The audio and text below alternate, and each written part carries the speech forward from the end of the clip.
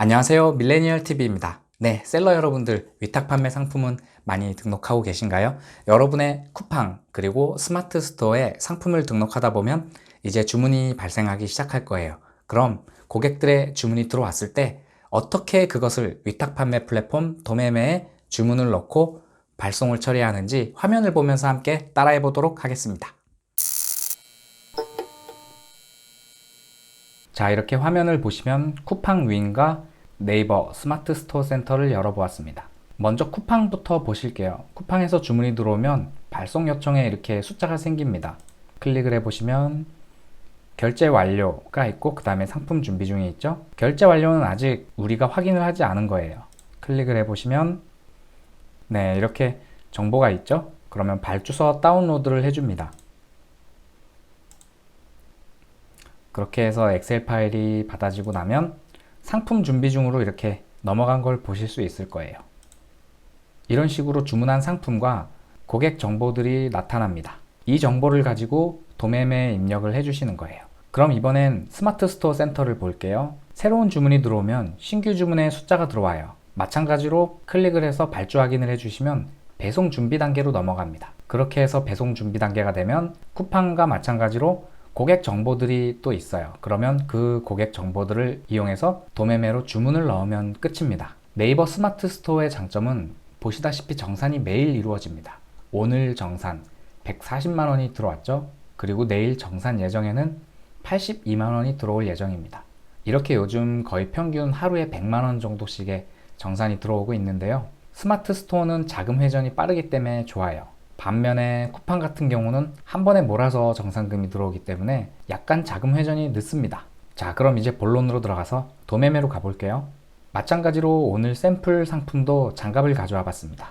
만약에 고객이 이 상품을 주문했다고 가정했을 때 도매매에서 어떻게 주문을 넣는지 화면으로 함께 시작해 볼게요. 미디움 사이즈를 주문했다고 가정을 해볼게요. 그러면 똑같이 이 화면에 들어오셔서 사이즈, 미디움 선택해 주시고 구매하기. 자, 그럼 이렇게 정보 입력란이 나와요. 쇼핑몰 상호는 여러분의 상호가 되겠죠? 이렇게 최초로 한번 입력해 주시면 그 다음부터는 적용이 되기 때문에 최근 입력한 상호만 클릭해 주시면 돼요. 그리고 배송지 역시 입력을 해 주셔야 돼요. 소비자명 이런 식으로 입력해 주시고 그 다음에 주소 입력해 주시고 자, 이렇게 전화번호까지 입력해 주시고 배송 요청사항 같은 경우는 고객이 특별하게 요청한 메시지가 있다면 넣어 주시고 이런 식으로 보통 공동 현관이 있는 경우는 비밀번호를 이렇게 배송 요청사항에 적어 놓는 경우가 있습니다. 뭐 이런 것도 잘 확인하셔서 요청사항이 있다면 적어 두시고 없다면 비워 두셔도 무관합니다. 그럼 저장을 해 볼게요.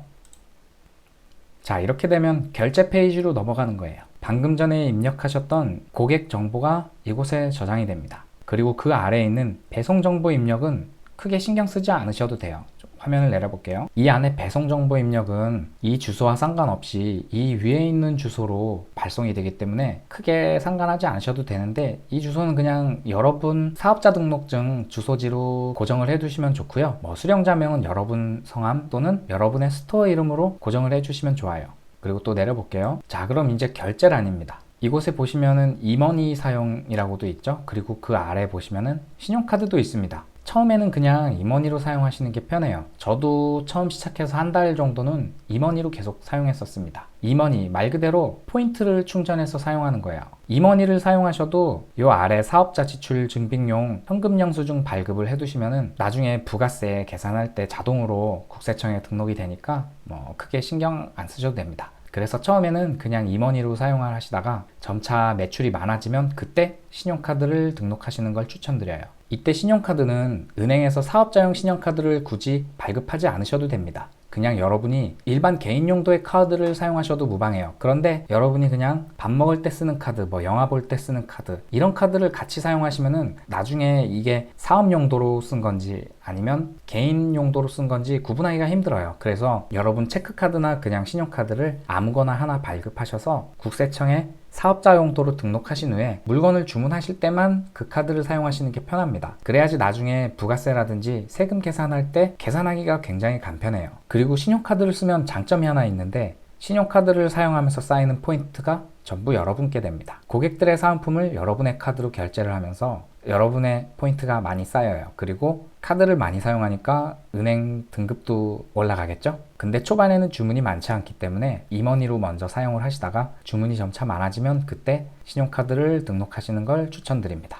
자, 이게 다예요. 그렇게 되면 여러분이 결제한 상품들이 이렇게 도매국 홈페이지에 나타나게 됩니다. 오후 정도가 되면 대부분 배송 중으로 돼가지고 이렇게 택배 송장 번호가 뜨게 됩니다. 그럼 이 송장 번호를 여러분 쿠팡이나 스마트 스토어에 입력만 해주시면 끝이에요. 네, 매우 간단하죠? 네, 오늘은 이렇게 도매매에서 고객들이 주문한 위탁 판매 상품을 주문하는 방법을 해봤습니다. 자, 이로써 1단계 기본 과정이 모두 끝났습니다. 기본 과정. 그러니까 사업자를 등록하고 스토어를 개설하고 주문이 들어오면 발송하는 것까지 배워봤죠. 오늘 컨텐츠까지 꾸준히 봐주셨던 분들은 지금까지 했던 과정을 그대로 상품들을 계속 발굴해내시고 계속 상품을 올려보세요. 그렇게 되면 이제 주문이 들어오기 시작할 겁니다. 그러면 그때부터는 또 저와 함께 고급 과정으로 달려가 보도록 하겠습니다. 네, 오늘도 여기까지 시청해주셔서 감사드리고요. 또 다음 컨텐츠에서 뵙겠습니다. 감사합니다.